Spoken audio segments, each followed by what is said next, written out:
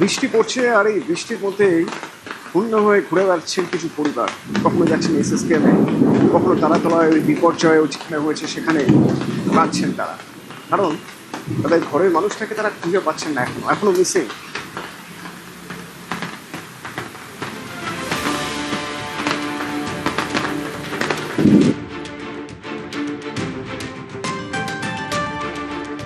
বর্ধমানের নবীন সিং, তার পরিবার नवीन सिंह কোনো খোঁজ পাচ্ছেন না। लास्ट बात हुआ था 11:30 बजे और हम लोग निकले घर से 2 बजे और अभी तक यहीं पे। हम हॉस्पिटल में गए, हॉस्पिटल में सर लोग से बात किए, सर बोल रहे नवीन नाम का कोई नहीं है। उसका भी फोन स्विच ऑफ, बहुत आदमी आ रहा लेकिन हम लोग का आदमी, मेरा आदमी ही नहीं है। ढलैया वाला काम करते हैं। खोजने के लिए आए उनको। हम लोग रात से परेशान है, कल से घर से निकले हैं, पूरा परेशान है। अभी तो देखे 4 गो 5 गो वहाँ पे गए पेशेंट, उसमें भी कोई नहीं था, तो हम लोग परेशान हो गए, तो इसलिए यहाँ पे आए। কৃষ্ণনগরে দুর্বাসা মোল্লা জখম হয়েছেন এই দুর্ঘটনায়। তার খবর পেয়ে দুশ্চিন্তায় তার পরিবার। তিনি কাজ করতে গিয়েছেন কলকাতায়, তারাতলা টেক্সচার লাইনে কাজ করতে গিয়েছিলেন। আজকে উনি আহত। কখন জানতে পারলেন, কিভাবে জানতে পারলেন? পুলিশ আমাদের ফোন করলো, তখন ও বললো যে আপনাদের বাবা ওই হসপিটালে আছে, আসেন। এখন চিন্তা হচ্ছে আমার বাবা কেমন আছে না আছে। ভাটপাড়ার কৃষ্ণা চৌধুরী এই বিপর্যয়ে মৃত্যু হয়েছে। দিশাহারা স্বজনহারা পরিবার। ठीक है चाची, ठीक है, लड़का ठीक है।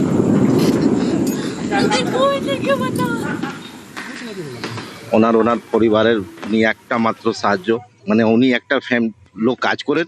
ওনার বাড়িতে প্রায় ওনার বৃদ্ধ মা আছে, ওনার মা আছে, মানে 5-6 জনের ফ্যামিলি উনি একাই চালান, সংসার চালাতেন। উনি আগে জুট মিলে কাজ করতেন, কিন্তু তারপর কারখানা অবস্থা সবাই জানেন আপনারা কি অবস্থা। তারপর এদিক ওদিক কাজ যেখানে কাজ পেতেন উনি কাজ করতেন, 2 পয়সা রোজগার করতেন, নিজের ফ্যামিলিকে খাওয়াতেন। এখন তার ওনাদের কেউ নেই। কিন্তু তারাতলায় বিপর্যয় হলো কেন, কিভাবে? আমরা কথা বলেছিলাম স্ট্রাকচারাল ইঞ্জিনিয়ার বিশ্বজিৎ সোমের সঙ্গে। এই যে স্ট্রাকচারের এই ছবিগুলো আমার কাছে এসছে, দেখুন এর মধ্যে প্রত্যেকটাই হচ্ছে জয়েস্ট, এবং এগুলোকে জয়েস্ট বলি, আই বিম।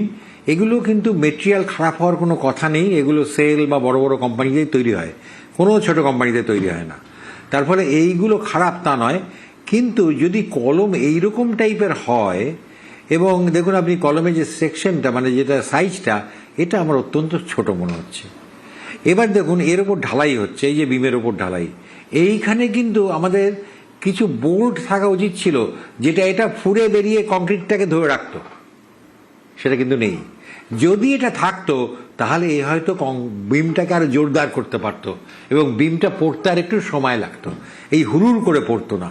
দেখুন কোথাও এই শেয়ার কানেক্টর বলি আমরা এগুলোকে, এটা কোথাও এখানে নেই। তারপরে এই যে জিনিসটা হয়েছে, এটা একদম গ্রস মিস্টেক। এটা মানে কি বলবো, এটা কোনো স্ট্রাকচারাল ইঞ্জিনিয়ার এই ভুলটা করা, এটা ভাবতে পারছি না। নেক্সট হচ্ছে দেখুন, এই ধরনের থাকা উচিত ছিল বোল্ট, এই ধরনের বোল্ট থাকা উচিত ছিল, যে বোল্টগুলো এখানে থাকলে তাহলে হয়তো আমরা এইরকম একটা জিনিস পেতাম, এবং এইরকম একটা জিনিস পেলে আমাদের এই বিমটা অনেক শক্ত হয়ে যেত, বিমটা পড়তো না সহজে। নেক্সট হচ্ছে এই দেখুন জয়েন্ট পুরো খুলে বেরিয়ে এসছে জয়েন্ট থেকে বিমগুলো। এই যে জয়েন্ট থেকে দেখুন, এই জয়েন্ট থেকে, এই জয়েন্টটা অনেক স্ট্রং হতে হবে যদি আমি এই ফ্রেম করি, অর্থাৎ এর রিজিড কানেকশন হতে হবে। এটা স্ট্রাকচারের প্রাথমিক শর্ত। যদি আমি ব্রেসিং না দিই, এই ধরনের ব্রেসিং না দিই, টালায় ট্যাঙ্ক দেখতে গেলে যেরকম ব্রেসিং দেখা যায়, তাহলে এটার মধ্যে আমাকে ব্রেসিং যখন দিইনি, হয়তো ফাঁকা রাখতে চেয়েছে, তখন আমাকে এই কানেকশনটা অনেক বেশি শক্ত রিজিড করতে হতো। সেটা করেনি, এটা ঝুলে গেছে, এটা রোটেশন হয়ে গেছে, ভেঙে পড়েছে। এরপরে দেখুন বেস প্লেট, এটাকে বলি আমরা বেস প্লেট, যেখান থেকে কলমটা উঠেছে। তার আগে বলি এই যে এইটা হচ্ছে ব্রেস ফ্রেম, এটা হচ্ছে মোমেন্ট ফ্রেম। আমাদের এখানে ছিল মোমেন্ট ফ্রেম, মানে এইটা অত্যন্ত শক্ত, এই জায়গাগুলো অত্যন্ত শক্ত হওয়া উচিত ছিল, কিন্তু এখানে তার নেই, এটা শক্ত নেই, আপনারা বুঝতেই পারছেন। এখানে প্লেট দিতে হতো, দিতে হতো, আরও দুদিকে এখানে সামনে প্লেট দিতে হতো, দিয়ে এটাকে রিজিড করতে হতো, কিন্তু সেটা এখানে নেই। আর এইটা হচ্ছে ব্রেস ফ্রেম, এই হচ্ছে ব্রেস ফ্রেম। সেইটা থাকলে আমি এই রিজিডিটি দরকার নেই, কারণ এখান থেকে ঠেলা ঠেলে নিয়ে নেবে, এখান থেকে ঠেলা খেলে এ নেবে, এদিক থেকে ঠেলা খেলে এ নেবে, তাকেই বলে ব্রেস। এই ব্রেসিং আপনি বালি ব্রিজে দেখবেন, এই ব্রেসিং আপনি হাওড়া ব্রিজে দেখবেন, প্রচুর এরকম ক্রস রয়েছে। আর আপনি টালা ট্যাঙ্কে গিয়ে দেখবেন প্রচুর এরকম ক্রস রয়েছে। এবার দেখুন base plate, bolt.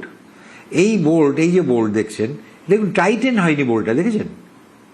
Is not properly Titan, বোল্টটা বেরিয়ে আছে বাইরে। এবং এই যে বোল্ট, এই বোল্টের আমার তো মনে হয় এর ডায়ামিটার অনেক কম, কারণ এর ডায়ামিটার যদি বেশি হতো তাহলে এটাকে ভেতরে ঢুকিয়ে রাখতে হয়, এটাকে আটকে রাখে, এটাকে এই জিনিসটা দিয়ে হোল্ডিং ডাউন বলে। এই বোল্ট হচ্ছে অ্যাঙ্কর বোল্ট, এখানে অ্যাঙ্কর করে রাখে। হয়তো এইটা একটু ভালো আছে, অন্য কোথাও হয়তো এটা উঠে গেছে, সেখান থেকে ট্রিগার করে গেছে আপনার এই ফেলিওর। তার ফলে এই জিনিসগুলো একেবারে বেসিক জিনিস, এইগুলো যদি স্ট্রাকচারাল ইঞ্জিনিয়ারিং জায়গা থেকে না নেওয়া হয় তাহলে তো ঠিকই বলতেই হবে এটা একটা মানুষ মারার কল হয়ে গেছে।